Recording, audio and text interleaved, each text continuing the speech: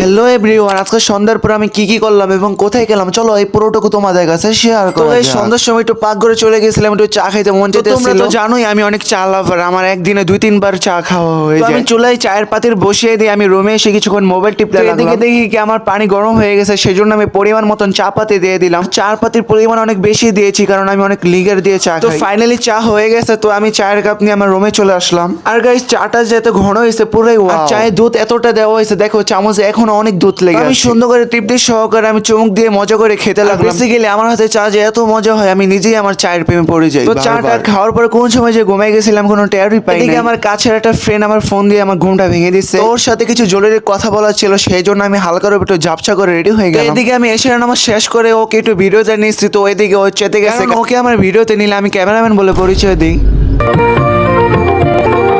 আসলে ও আমার শুধু ফটো শুট করার সময় শুধু আমার ক্যামেরাম্যান হয়। দেখো ওকে আমি বলছি তোকে আর ক্যামেরাম্যান বলবো না, সেজন্য ও কত খুশি হয়েছে। আর ও হলো আমার ছোটকালের একজন বন্ধু। আর বেসিক্যালি আজকে ওর সাথে দেখা করার কারণ হলো তো গত 1.5 মাস ধরে একসাথে এক কারখানায় পার্ট টাইম জব করতো। ওইখানে ওই জবটা কন্টিনিউ করবো না, সেই জন্য আমরা দুইজনের পরামর্শ নিতেছিলাম। দেন ওর সাথে কিছুক্ষণ আড্ডা বুড্ডা দিয়ে আমি বাসার দিকে রওনা দিয়ে দিলাম। সাথে কামো মাছ ভুনা করছে এবং মুড়ি ভুনা করছে। আমি আমার প্লেট নিয়ে আমি সোজা আমার রুমে চলে গেলাম। চলে গিয়ে ফার্স্টে মাছ দিয়ে ভাত ট্রাই করতে লাগলাম। তো এদিকে মাছটা অনেক মজা হয়েছে। তারপর মুড়িগোস্ত তরকারি দিয়ে ওইটা ট্রাই করে নিলাম। তো সব মিলিয়ে 2টা তরকারি দিয়ে রাতের খাবার কমপ্লিট করে নিলাম। তো বন্ধুরা ভিডিওটা এই পর্যন্ত ভালো লাগলে এটা লাইক করে তাদের চ্যানেলটাকে সাবস্ক্রাইব করে দাও।